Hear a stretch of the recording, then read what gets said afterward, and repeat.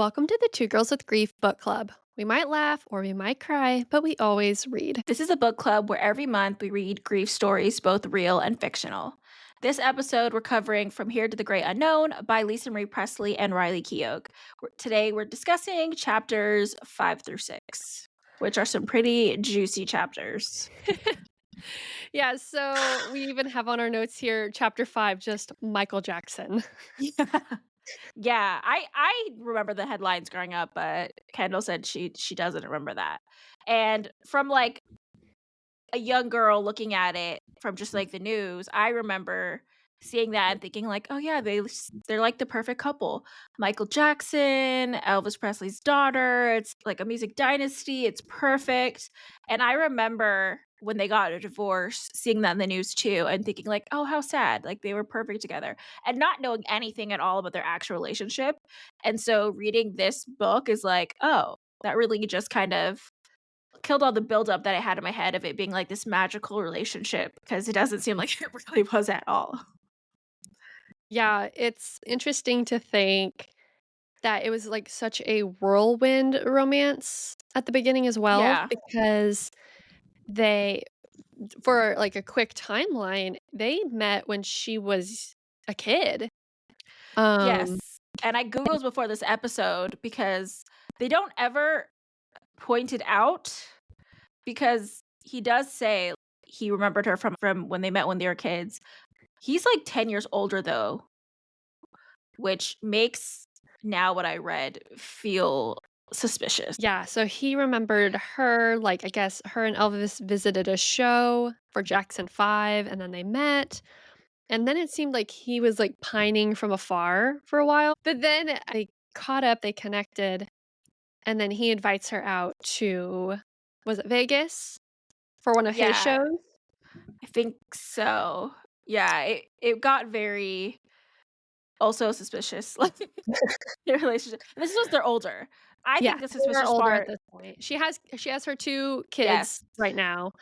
but the Um, start of the relationship is also suspect, but him saying that he, like, remembered what she wore, the dress when they first met and stuff, and so he's 10 years older. They don't say the exact age, but seems like she's pretty young, and he was at least a teenager or so, and he's, like, obsessed with this girl that's 10 years younger. That could be, like, 16, 6. Either way, it just really changes the way you read this chapter if you Google their age difference before, because they don't mention it, and they do mention the age difference throughout, like, all her other relationships for the most part, at least, like, when she's younger. They don't mention this one of it being a thing, but I definitely think that should be a thing yeah. that we discuss because that's suspicious. That's all I'm saying. Yeah, for sure, and I think, she brings her kids along, and it sounds like very whirlwind, like, they were really connecting, they both have very, like, creative, sensitive personalities, so they were just, like, vibing, and then, like, by the 3rd night of them talking all night long, he's like, "I'm in love with you, I wanna marry you." She's like, "I'm actually married, like, I have kids." And he's like, "Well, I guess you're gonna have to make a choice." And it's kinda, like, just crazy to think how, like, not only the age difference, but how quickly things, like, swept along, like, Yeah. not me, it would be a good long while before I switched my whole life up like that. I mean, that seems from reading these chapters, yeah, that she's just, like, looking for love in all the wrong places, and where she finds love, even though her and Danny's love doesn't seem 100%, they both seem like they had some drug and alcohol issues. It still was the I don't know if it was the most stable, like, maybe her last marriage was, but yeah, And she does it's mention at some point that she saw Danny as, like, a soulmate, but not in a traditional yeah, sense like of a a platonic husband. soulmate, Yeah. because he always is in her life, and he always was there for her. They always, like, lived together, basically. Just interesting. Oh, yeah, and that's when you learn about their divorce because as I didn't know much about this part of her life, and it sounds like she's so happy with Danny, so happy with the kids, and then she meets Michael Jackson, they have, like, this emotional fling, and then she goes back home, she's like, "Michael Jackson wants to marry me," and Danny's Yeah. like, "Well, what did you say?" And she's like, "I said nothing," and he's like, "Okay." Backs his backs and he leaves.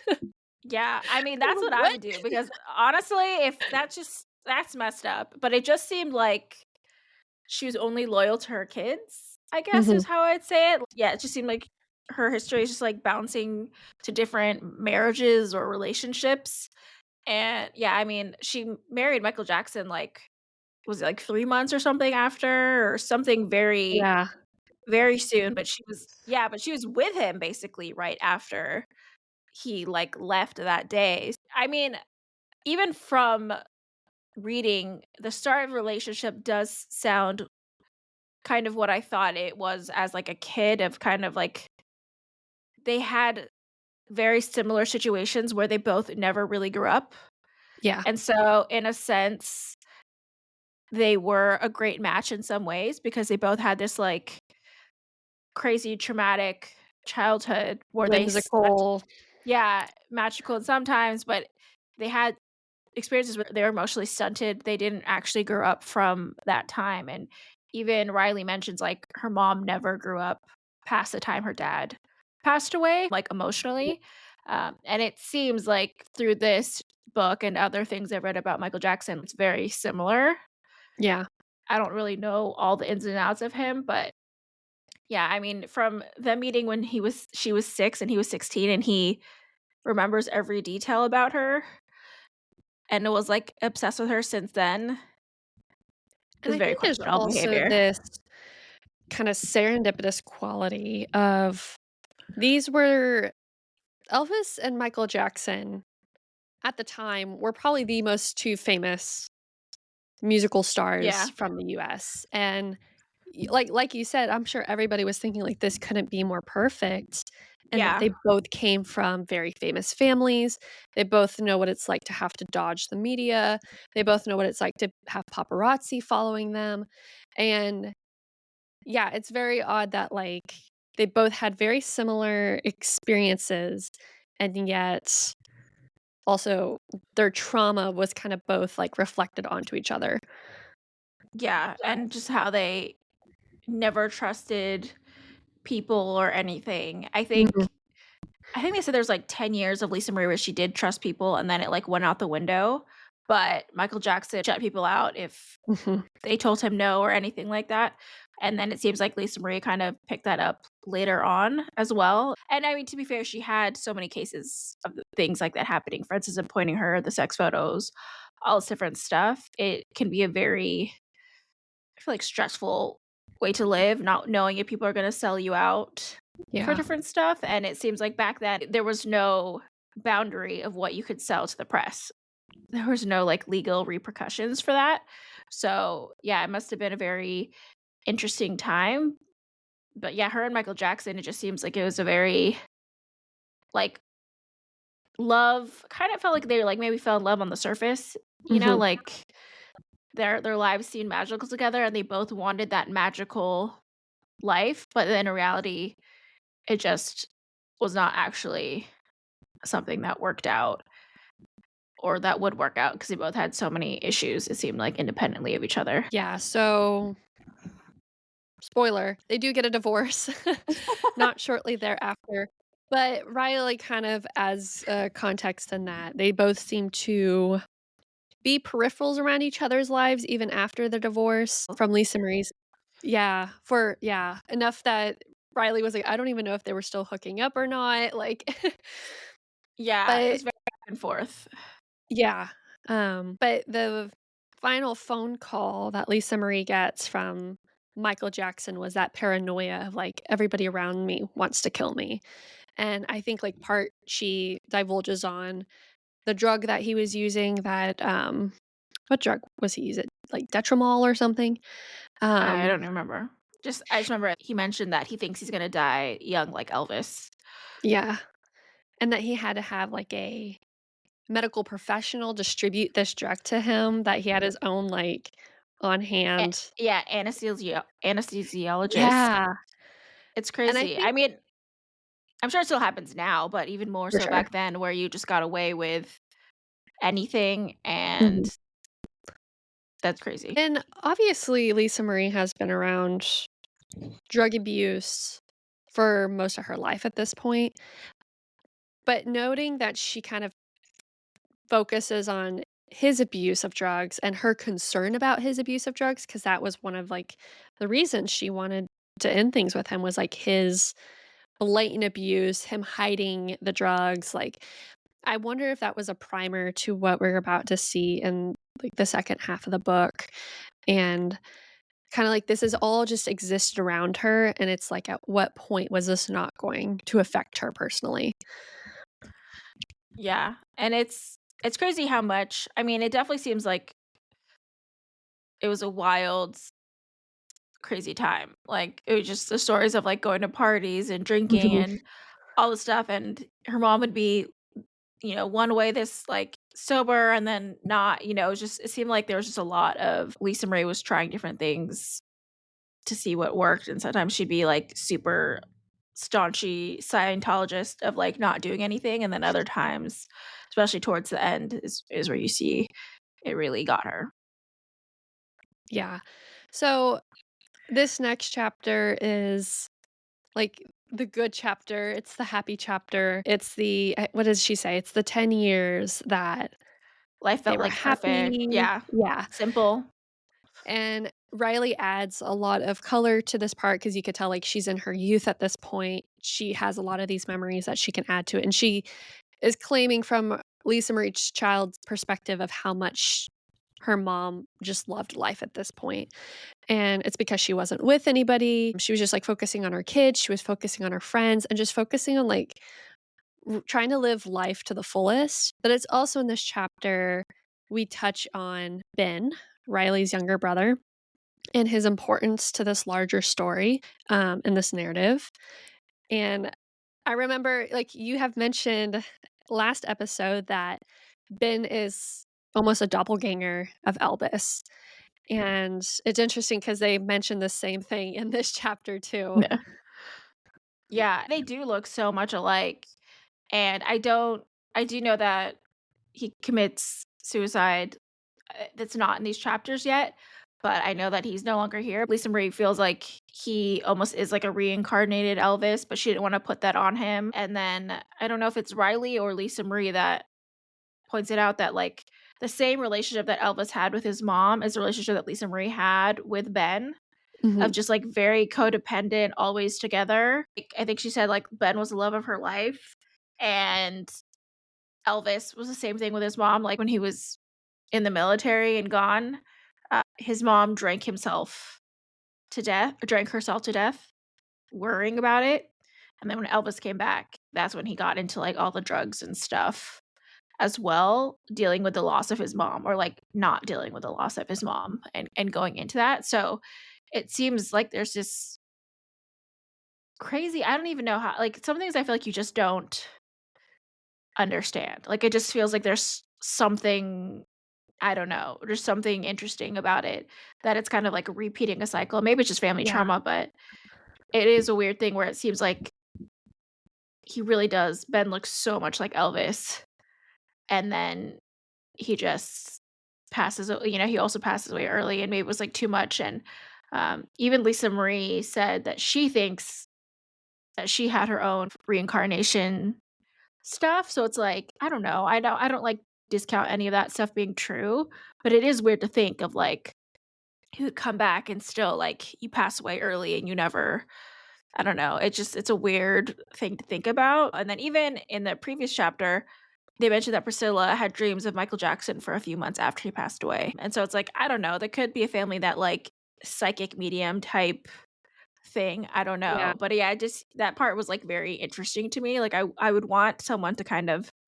either write a real ghostly kind of deep dive into that or, like, a fictional inspired yeah. story on that, because I think that would be really interesting. Either way, I would read it. I think there's something to be said about, like, 1, this we keep saying generational cycles and traumas, and those certainly do exist. Although in this case, it does seem like a little bit more cosmic or something a little bit more supernatural in the sense that, like, how eerily things are repeating themselves. Yeah. Even just like Elvis and Ben's mental health, like, they're both very haunted by demons, and they were both very, like, sensitive, creative type people, and yet they were both having these, like, real serious problems with their mental health. Obviously, that was not a conversation happening while Elvis was alive, and maybe not so much when Ben was either, but enough for that to be a pinpoint, and I think of conversation Yeah. that, like, grief can compound itself and grief can really exist and then exploit other parts of your life that, if not managed or, like, taken into check, can really, like, grief can blow up your life in, like, the worst Yeah. way.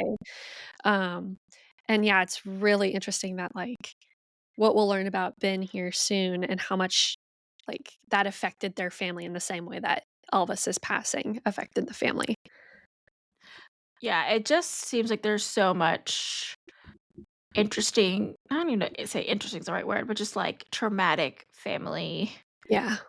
things that it's like this family didn't have a chance. I don't know what Yeah. it is, but, yeah, I mean, it even when and I do think it's interesting that I feel like Riley mentions that in this chapter, like, this is where childhood felt, like, perfect, Yeah. but it's interesting that she reflects on her childhood of just seeing it as, like, her mom did this amazing job, but when you read the story, it feels so chaotic, it feels so crazy. They moved to all these places, they went to school, sometimes they're homeschooled, so they could, like, ditch school, like, she had, like, 3 or 4 marriages during her childhood.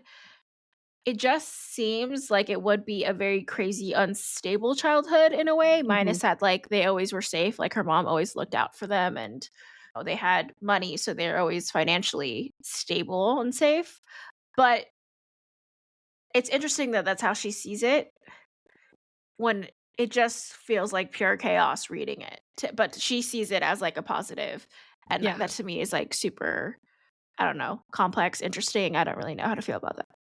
I think in some sense it's the same repeating with Lisa Marie when she, like, idolizes her childhood as perfect, and yet you're reading it and you're like, "This is actually crazy." Like, Yeah. this is actually, like, not normal, but it's all she knows, and I'm Yeah. sure, like, prior to Elvis passing, it is perfect to her, but, like, I think it's Yeah. probably the same of, like, prior to Ben's passing, and those years that Lisa Marie was just dedicated on her kids and was just as happy as could be, regardless of the chaos, they still felt that love protruding from her Yeah. and that's all that mattered and existed to Lisa Marie for just, like, pouring that love into her children. I think the love that she had been seeking, externally from other people and from her own mom, and she was like, "If that's one thing I can do in this life, it's I'm gonna be a damn good mom." Yeah, she Yeah. never put them second, but from the outside looking in, it seems very It chaotic, does, but, I yeah. mean, if she feels loved and supported during that time, I mean, they had chefs, they had security, they had mansions, they had land, they could just do whatever, they had seemed like they had a very The carefree traveling childhoods. around the world with 25 people, I'm like, "How do you manage 25 people on an Yeah, airplane?" Like, that alone would give me yeah. anxiety. I think she said at some point her friends lived with them, like, her mom's friends lived with them, her dad always lived in the house, so I feel like in some ways that does sound like an ideal childhood. You still get with your parents, you live on these beautiful properties, you get to travel, you get to meet these famous people. I mean, I think in some ways it does sound super magical. I remember, like, even growing up, me and my cousins, we used to go to this, like, creek, like, climb their fence and go to this creek, and, like, we shouldn't have been doing we were too young. I don't know who was supposed to be watching us, but we did it so many times, but it was just, like, fond memories of just kinda, like, running amok, and it reminds me of that, but, like, in a super, super small scale of, like, we were going in a creek. We didn't, like, have endless money and security and, like, bound endless land to roam around and stuff, but, yeah, I mean, it's interesting how you might see your life differently than other people, but it does sound like her life was full of love, like, her childhood was full of love, so I think that's a super important element. for sure. Yeah. It seems so idealistic, and I mean, it's a long chapter, but It it's is. assuring after reading, like, for most of this book, all this sad stuff, and then you're reading this, like, really nice chapter of, like, okay, things, like, feel like they're looking up for her, and, like, they're in this really great place, and then it's like things start coming to an end. Yeah, but it's interesting 'cause it's like I feel like they highlight so many, like, positive things, but then in the background, it's like Michael Jackson and her mom basically, she cheats on her husband, gets a divorce, marries Michael Jackson, they're together for a year. She divorces, then she's, like meets another guy, but then they're back and forth, they're still potentially hooking up for years after they actually divorce, and then she marries Nicolas Cage, and that lasted, like, less than a year, and then, I don't know, then she had other relationships, and then she finally got married again at the end, and that, to me alone, feels like that would be crazy Mhm. chaotic, but it just seems like it's almost, like, mentioned, but not as, like it's always the positives, like, Michael Jackson, my mom took us to school, or Nick, my mom took us on a sailboat and stuff. Like, it just seems like I don't know if she just has, like, the best outlook on life possible, Yeah. but it just seems like she really highlights the positives of her childhood, even though there's obviously crazy elements through it. So I don't know if she just has, like, the best mindset possible, and she should be, like, a mindset coach or something because Riley, yeah, we it need your seems like help. she's missed her calling to Well, on a separate note, like, I was following her, I think, on social media, and I didn't even know her relation to Elvis at all. I think I started following her, like, when Zola came out, but then I was like, "Oh, I've seen her in other things," and she was, like, on Lucky Logan or Logan Lucky and then Mad Max. And I was like, "Oh my gosh," like, she's really pretty and she seems very, like she has a different air about her, I think, comparison to, like, her, like, colleagues in the Hollywood space. But there is this intriguing factor about her, which I think is different than maybe some of her other family, and I think a lot of it has to do with all this trauma and this grief that she has experienced in her family, and I think whether it is upon her personally or not, I think that goes to say it forms around you, and you're just trying to, especially as a kid, just trying to develop in these Mhm. spaces, and so I think that's why she is very, like, thoughtful, she is very, like, altruistic, she's very empathetic, and I think that's what she had to, like, grow and become after everything with her brother and then later on with her mom. Yeah, and one thing I did pick up because we talked about it, how I guess it's like a Cupid's bow mouth, and then Mhm. their dark eyes, and she said that her mom gets to be remarried and has twins with this other guy, and the twins have the same eyes and mouth that they all have, and she's like, "I knew that would happen." And it's to me, it's so interesting just how, like, that just stays in their family, and I wonder Yeah, how long if that'll be forever. yeah. Well, I don't think the twins are as publicized as much. I think they try No. their best to keep them because I still think they're, like, teenagers right now. Um, And she moved them to but from England, yeah, so I don't know if they're still yeah. there.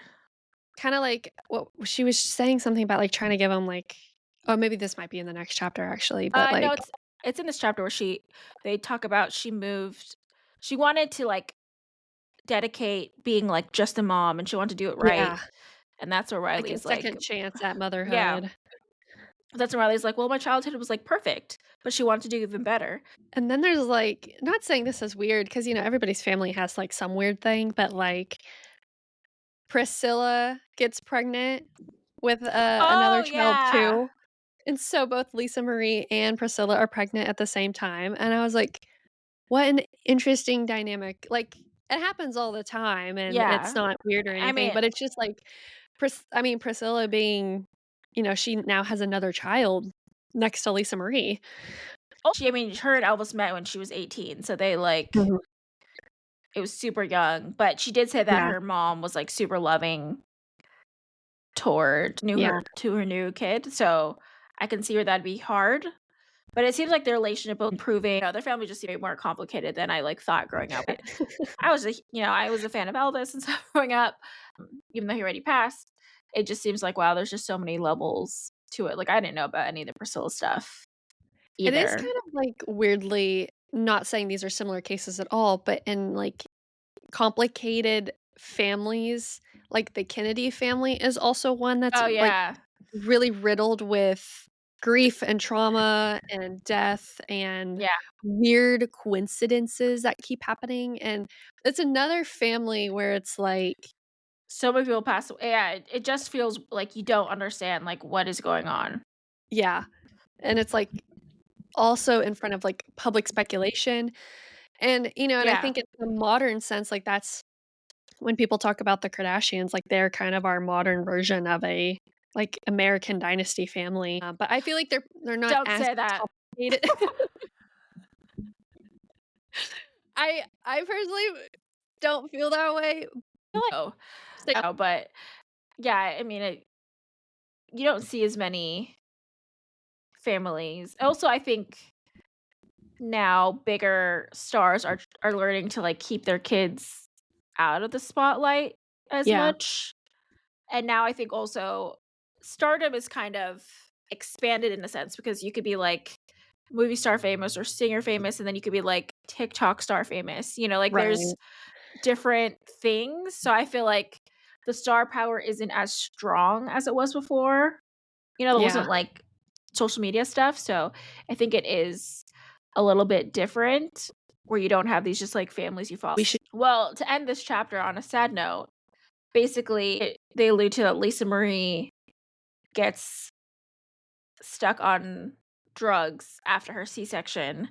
They give her some whatever, I don't even know what they opioids. give, and she becomes addicted to it after, and Riley talks about how, like, she had made this choice to move to England, be dedicated mom, do everything right this time, and then she succumbs to drugs, which she feels like is something that probably runs in her family. There's certain people that, and I don't know what it is, but it's like you're more likely to get addicted to Yeah. drugs and it runs in the family. I don't know what that is exactly, but I have heard of that where it's like it's more likely for some people and you And see she it even happen. mentions that earlier in the book, Lisa Marie saying, like, "I didn't wanna dabble too much with the drug stuff in boarding school because I knew I'd get addicted fast."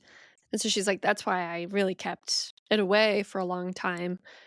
But I think it was also, like, the writing was on the wall, like, it was inevitable that at some point with, like, her crazy lifestyle and all these people around her that are abusing drugs, like, it was just a matter of time before she was gonna be a victim to this as well. So, yeah. And I feel like overall the chapters were lighter and then it just kind of alludes to like more things to come and then it Mhm. ends with like a sad note. Lisa Marie just really had so many things going against her. And then for her to end up on drugs like so many people in her family, it's just like a sad ending to someone that was like trying to do her best. Yeah, so that is it for these 2 chapters, chapter 5 and 6 for From Here to the Great Unknown. Be sure to stay tuned next week as we wrap up the book and the last 3 chapters, 7 through 9, and we finally finish the Elvis Dynasty family saga, and hopefully it's been a good little grief read and also pop culture read. But be Yeah. sure to follow us on TikTok, Instagram. You can subscribe to our Substack. You can also follow our book club on the Fable app. And what else am I missing, Rachel? YouTube, that's where all our video episodes are, minus just clips on TikTok. And then you can join our Facebook group. We started it for around the holidays for people to, have fun community, vent to each other, share different things, ask questions. So that'll also be in our show notes. And then you can email us at twogirlswithgrief@gmail.com. We love to hear from you. So if you have things you want us to talk about, you have book recommendations, questions, anything like that, we love hearing from you. And please rate, subscribe, like, share our podcast. We really appreciate it. It helps get the word out. And so we appreciate everyone that's really done it so far. I think Yeah, that's and it. we'll see y'all next week.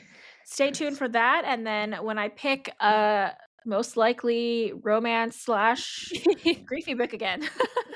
Love it, love it. Yeah. We're diverse over here. Yeah, and see you guys tomorrow as well. If you're listening to these in order, then tomorrow will be our next griefy holiday episode. Yeah, see you then. Bye. Bye.